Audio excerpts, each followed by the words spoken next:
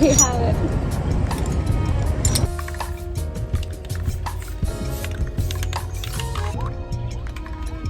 It won't be long before I can get the Supra rolling on 4 wheels again.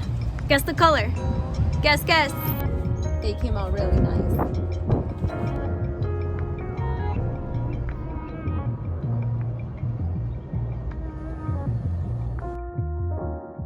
Guys, welcome back. I was doing a slight little artistic touch-up over here on this gas tank cover and then just kind of checking everything else underneath.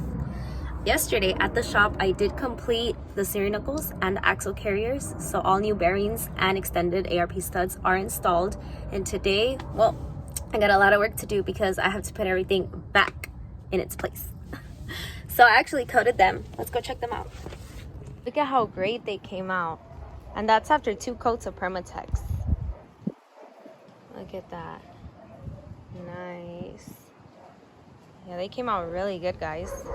I already mounted the steering knuckles from the front side. I just have to bolt those on and then kind of lay everything else out so that I can go ahead and get started on the rear. And then that'll be one step closer of this build.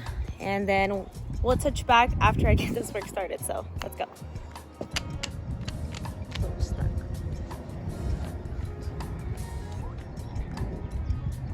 It's a little stuck and I haven't calibrated this in a long time. But we are gonna back the upper control arm, the lower control arm, and this rack and pinion bolt. Very simple, just 3 bolts. I will leave all of this information down below in the description. Start with that one.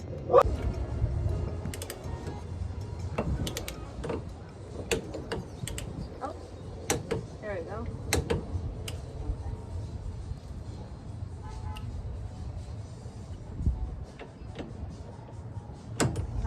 It a little bit more.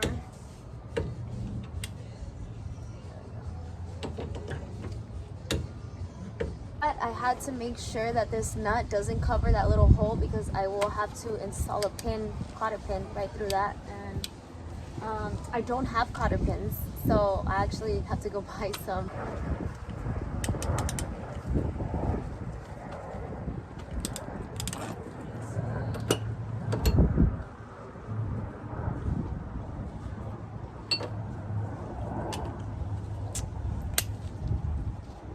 Too thick.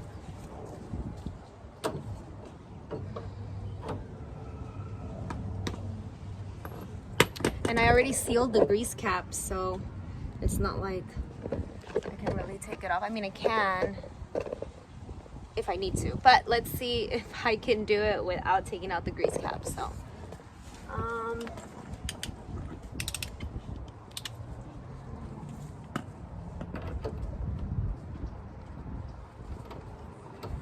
we're just gonna RFT it. If you guys are not sure what RFT means, really fucking tight. Not overly excessive tight, just really fucking tight. See?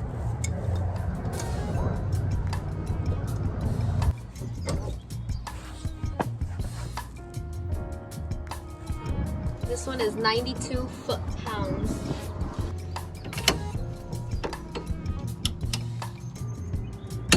There we go. 96 foot-pounds. All right, cool. Now let's go do the other side, which is the left side. All right.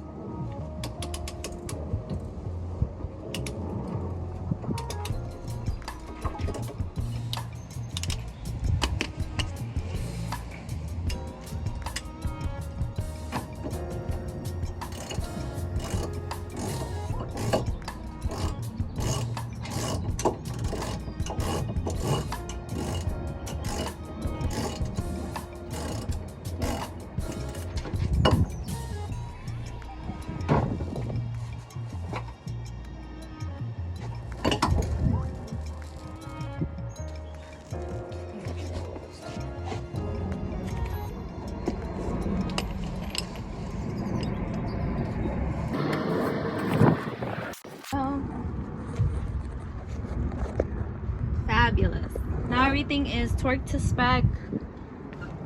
And other side looks great as well. I was thinking if I should just remove these bolts since I don't have the dust shields anymore. Well, I have them, I'm just not gonna install them. They are slightly bent though, so it's not necessary. I don't need them, but I'm gonna leave these there just in case. I don't want to lose these bolts. I do want to clarify that this is gonna be a one-time thing, and that's why I took all of the preventative steps necessary to make sure that there is not going to be any rust that develops under here or on the parts for the most part, because I do know that within driving the Supra, it's going to get dirty down here, it's going to get greasy, and it's going to get back to being mucky. But I definitely don't really want to deal with a lot of rust since the car is going to be outside. I don't really have a garage space at the moment to keep it somewhere indoor. So yeah, I just wanted to prepare for the future and make sure that especially the undercarriage of the Supra is taken care of. And for the most part, there wasn't really much rust, so I didn't have to worry too much about a lot of that. But you know, for the most part right now, it looks good. I'm laying everything out for the rear, guys. And it's gonna get dark pretty soon, so probably not gonna finish this, but I am gonna get started on at least installing the lower control arms. And I have all my hardware here, and then I'll just have everything else ready so I can continue this tomorrow morning before I go to work. If I do have some time to vlog it, then I will be able to vlog it for you guys, but my main goal is to get the Supra rolling because I am gonna move it to another location, and I actually am moving, so I'm excited. Yay.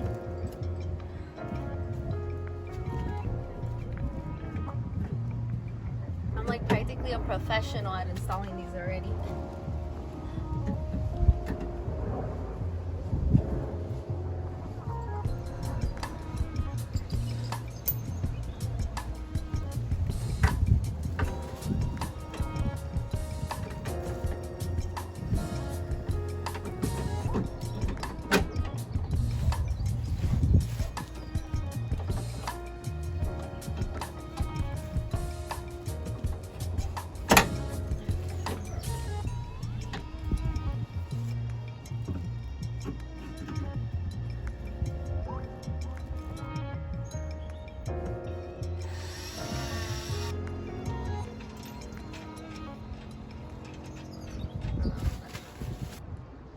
So now the lower control arms on both sides are mounted.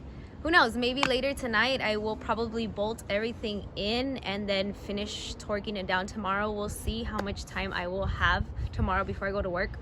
And unfortunately, guys, I lost the bolts for the ABS speed sensors, so I'm probably gonna pass by a shop, find those bolts, and then pass by Harbor Freight to get a pack of the cotter pins because they do have different types in there. I'm gonna need a couple of different types. I think the lower control arms from the front side require like a straight cotter pin, and then the upper control arm requires like one that's kind of like jagged, like it's a little crooked, you know. And yeah, that's about it. So if you guys have any questions, comments, or concerns, please leave them down in the comment below. I will leave all of the torque settings for the front side, and one step closer to getting this build rolling. Thank you guys so much for watching. Stay tuned for more. Have a great night.